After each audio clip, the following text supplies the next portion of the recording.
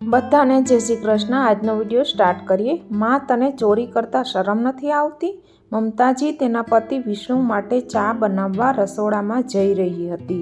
એટલામાં જ ડોરબેલ વાગી અને તે દરવાજો ખોલવા ગઈ। દરવાજો ખોલ્યો તો સામે દીકરો અને વહુ ઊભા હતા। મમતાજી તેને જોઈને થોડી નવાઈ પામી। જ્યારે પુત્ર અને પુત્રવધૂએ હેલો કહ્યું ત્યારે તેણે દરવાજામાંથી જવાબ આપ્યો અને અંદર આવવા કહ્યું। તે તેના પતિના રૂમમાં ગઈ। કૃષ્ણા અને ગૌરી આવી ગયા। રૂમમાં પ્રવેશતા જ મમતાજીએ પતિ વિષ્ણુજીને કહ્યું। વિષ્ણુજીએ પોતાના ચહેરા પરથી અખબાર હટાવી પત્ની તરફ જોયું। જરા ગુસ્સાથી પૂછ્યું કે એ લોકો કેમ આવ્યા છે? તેમની પાસે અહીં શું છે? હું થોડી વારમાં આવું છું। કેમ ગુસ્સે થાય છે? જવા દો, તમારો દીકરો અને વહુ હમણાં જ આવ્યા છે, તેણીએ તેના પતિને કહ્યું। પરંતુ વિષ્ણુજીએ તેને રોકવા માટે અટકાવી। મમતા, તું કેટલી ધીરજ રાખીશ? ક્યારેક તારી જીભથી કંઈક બોલ, તું કંઈ માટીની બનેલી છે। વિષ્ણુજી બહાર આવ્યા ત્યારે કૃષ્ણા અને ગૌરી, તેમનો દીકરો અને વહુ ડ્રોઈંગ રૂમમાં બેઠા હતા। પિતાને જોતાની સાથે જ બંને ઊભા થયા અને તેના ચરણ સ્પર્શ કરવા નીચે ઝૂકી ગયા।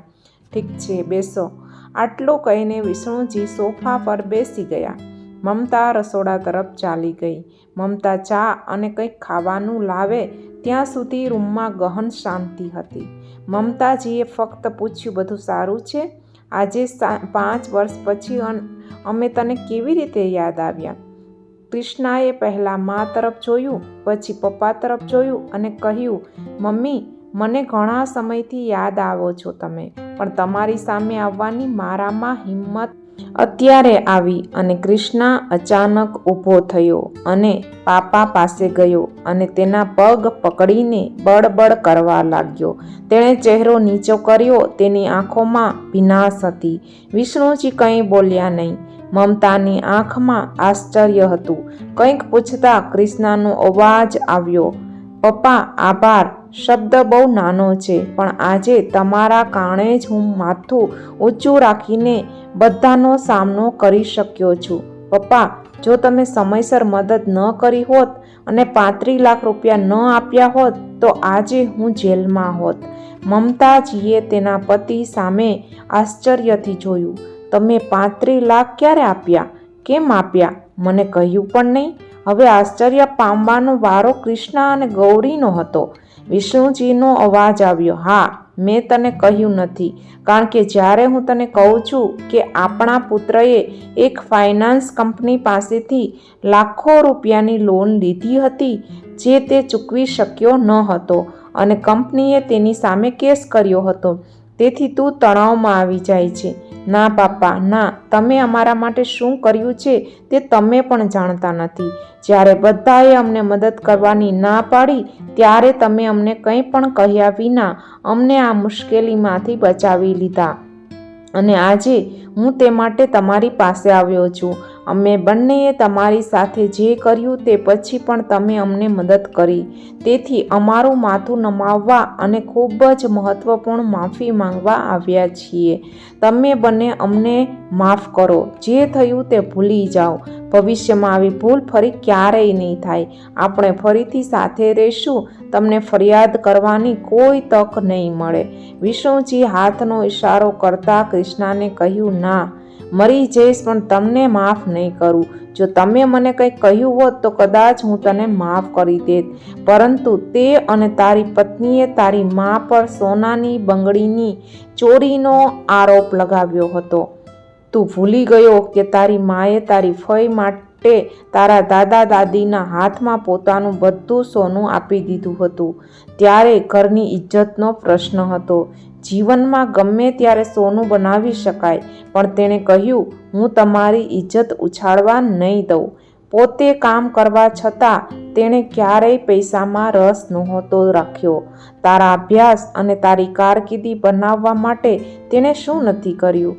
મને પૂછ। અને તે તારી જ માને ને જ ચોર બનાવી દીધી। તારી પત્નીએ તારી માના કબાટની પણ તલાશી લીધી અને તું પણ તેને સાથ આપતો રહ્યો હતો। ત્યારે તે એકવાર કહ્યું નહીં કે ત્યાં નહીં હોય?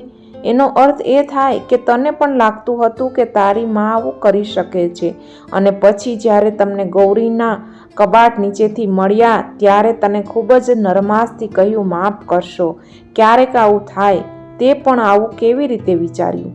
તારી પત્નીએ તને જે કહ્યું તે કર્યું. તારી પત્ની બીજાના ગર્ભમાંથી પેદા થઈ હતી, પણ તું તો અમારો જ હતો ને. તે તારી માને અપમાનિત કરવામાં કોઈ જ કસર છોડી નથી.